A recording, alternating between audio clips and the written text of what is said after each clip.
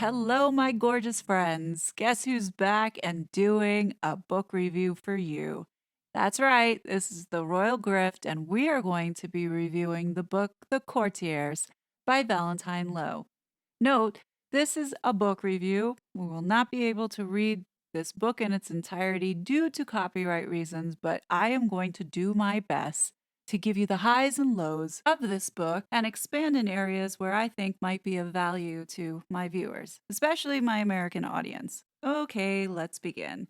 First, I want to start off by saying any materials used is for fair use for the point of illustration and critique of this book, Courtiers, The Hidden Power Behind the Crown, written by Valentine Lowe. There were 16 chapters in this book total, and thankfully they were not all about Meghan Markle. To be honest, it was not what I expected, and I was pleasantly surprised.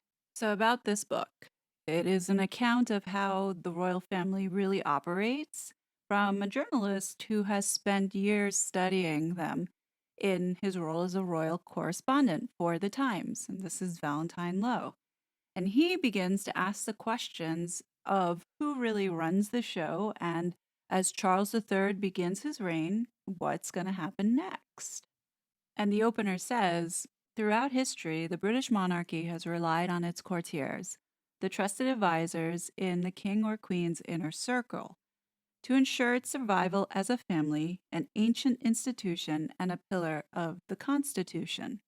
Today, as ever, a vast team of people hidden from view steers the royal family's path between public duty and private life. Queen Elizabeth II, after a remarkable 70 years of service, saw the final seasons of her reign without her husband Philip to guide her. Meanwhile, newly ascended Charles seeks to define what his future as king and that of his court will be.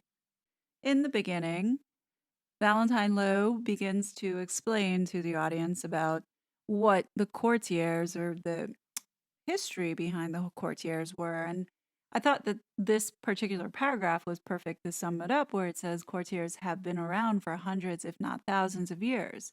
Whenever there is a monarch, there is a court. And wherever there is a court, there are courtiers. They look after the money, they provide advice, and they organize all those entertainments that are the essence of palace life.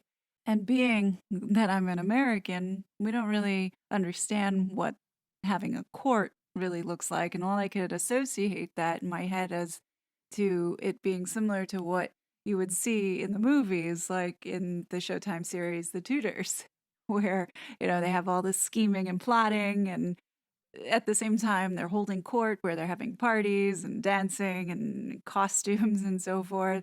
But as I went through the book, you realize that is a machine and it's running a business.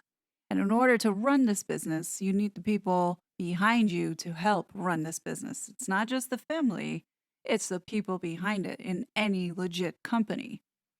So as I started to understand that this is a company and it's a brand that is being managed, I think first what I would like to do is just go over high level of how the monarchy is structured. And for those that are Americans like myself, this may help you understand a bit better as to what the institution would look like if it was an organization here in the United States.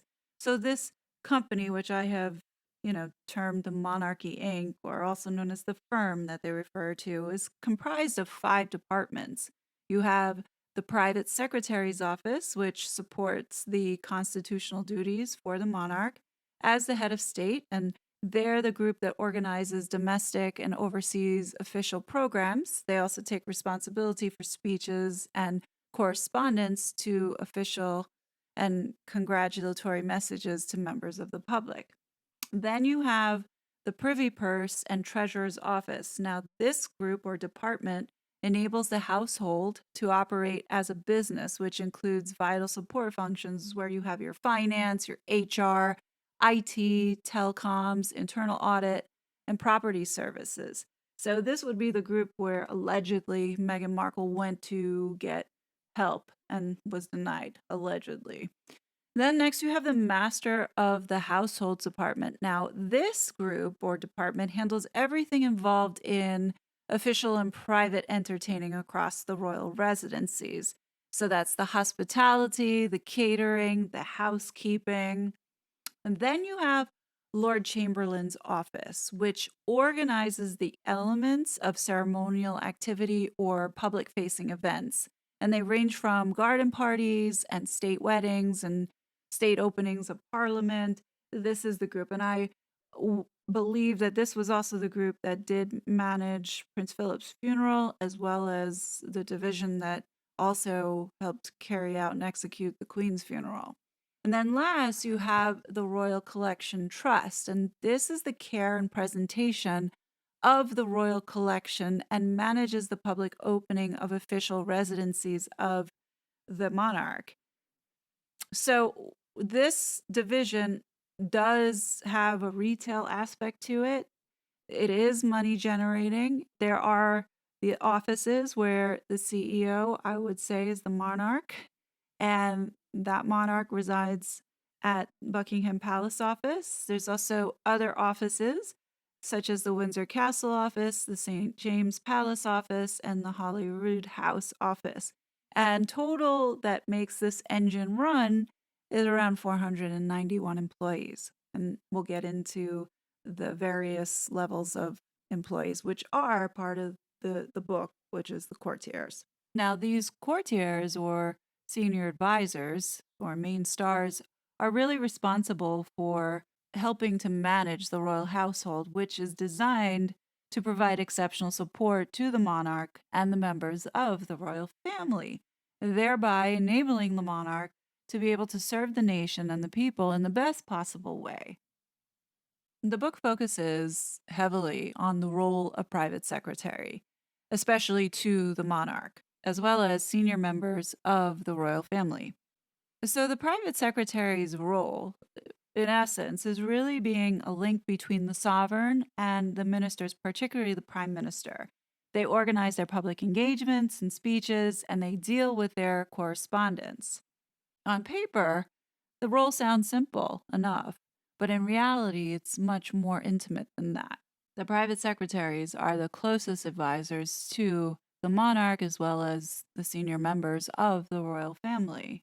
Like with any working relationship, a lot of it has to do with matching with personality, and much success of the relationship between the private secretary and the principal that they're supporting or royal member is the character of the royal that's in question that they are supporting.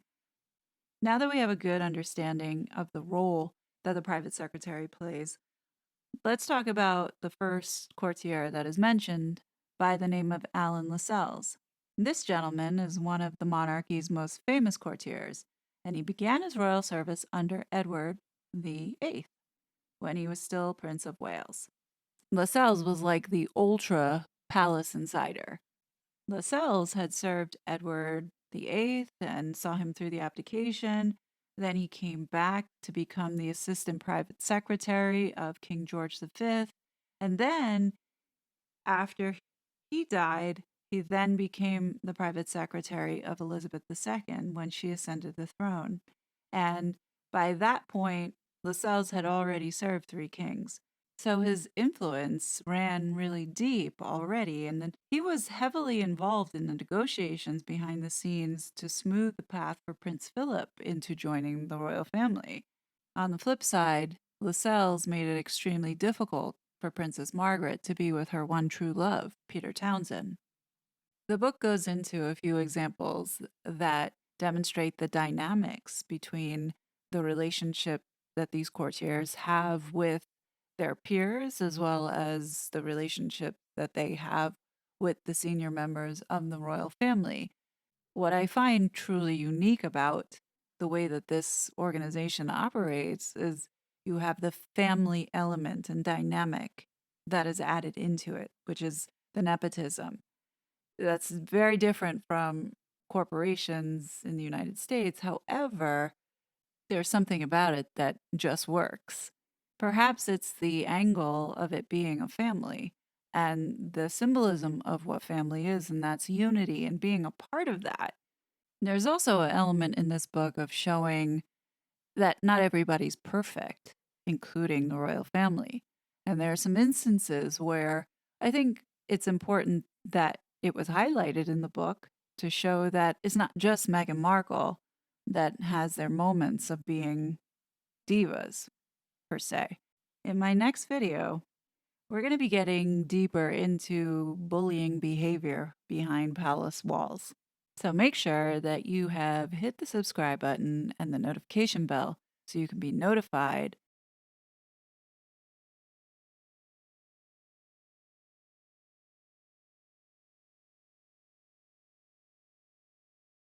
Such a fraud.